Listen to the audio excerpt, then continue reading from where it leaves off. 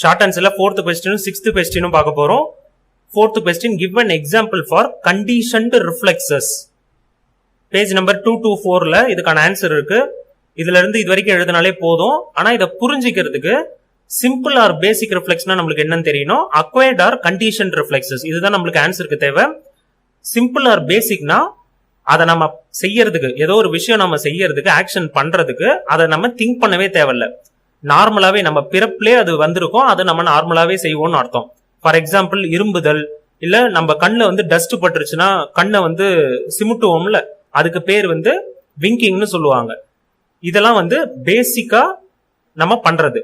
அந்த ரிஃப்ளெக்ஸ் எல்லாம் பேர் வந்து பேசிக் ரிஃப்ளெக்ஸ்னு சொல்லுவோம். கண்டிஷன் ரிஃப்ளெக்ஸ்னா என்னன்னா, பிராக்டிஸ் பண்ணி அதை அக்வயர் பண்ணுவோம்னு அர்த்தம். அக்வயர்னா அதை பிராக்டிஸ் மூலமா அந்த ரிஃப்ளெக்ஸை நம்ம பெறுவோம்னு அர்த்தம். For example, playing harmonium by striking a particular key on seeing a music note. இப்ப ஹார்மோனியம் வாசிக்கிறாங்க, ஒரு மியூசிக்கல் இன்ஸ்ட்ருமெண்ட். அதை வாசிக்கிற போது ஒரு பர்டிகுலர் கீயை அதை பார்க்காமையே அதை நம்ம தட்டுவோம், அதை நம்ம பிரஸ் பண்ணுவோம். ஸ்ட்ரைக் பண்ணுவோம்னா பிரஸ் பண்ணுவோம்னு அர்த்தம். எதை பார்த்துனா மியூசிக் நோட். மியூசிக்கு ஒரு நோட் மாதிரி இருக்கும். நோட்னா என்னன்னா, அதை எப்படி வாசிக்கணும்ன்றதுக்கு ரூல்ஸ் மாதிரி இருக்கும். அதை பார்த்து அந்த புக்கை பார்த்தே கீழே பார்க்காம, அந்த ஹார்மோனியம் இன்ஸ்ட்ருமெண்ட்டை பார்க்காமையே அதை வாசிப்பாங்க. அது எப்படி நடக்குது? பிராக்டிஸ்னால. இந்த நோட்டை பார்த்தோம்னா, அதாவது இந்த ரூலை பார்த்தோம்னா இந்த பட்டனை பிரஸ் பண்ணணும்ன்றது நம்ம பிரெயின்ல போய் பதிஞ்சிரும்.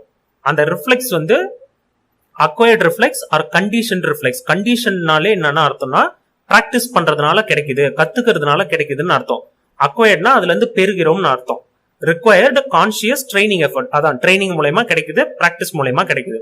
இதே சிம்பிள் ஆர் பேசிக்னு பாத்தீங்கன்னா அதுக்கு பிராக்டிஸ்லாம் தேவையில்ல. நம்ம நார்மலா ரியாக்ஷன் பண்றது, திங்க்லாம் பண்ண மாட்டோம். அந்த ரியாக்ஷன் சாதாரணமா பண்றதுக்கு பேரு சிம்பிள் ஆர் பேசிக். புரிஞ்சிருக்கும்னு நினைக்கிறேன். நெக்ஸ்ட் ஷார்ட் ஆன்சர்ல 6th question, define reflex arc.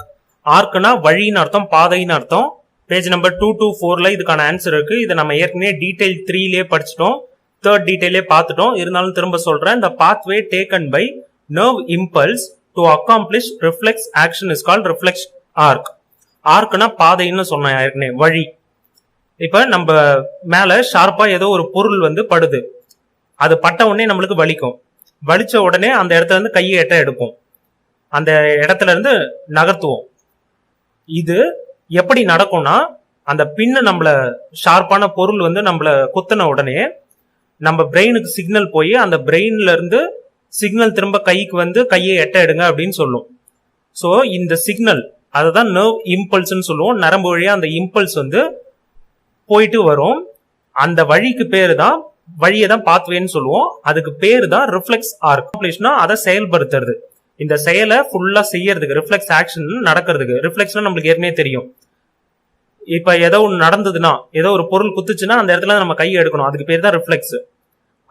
அந்த செயல் வந்து நடக்கும் பாதை, எந்த பாதை மூலமா நடக்குதோ அதுக்கு பேர் வந்து ரிஃப்ளெக்ஸ் ஆர்க். புரிஞ்சிருக்கும்னு நினைக்கிறேன். ரிஃப்ளெக்ஸ்னா அந்த ஆக்ஷனு, ரிஃப்ளெக்ஸ் ஆர்க்னா அந்த பாத், அந்த வழி.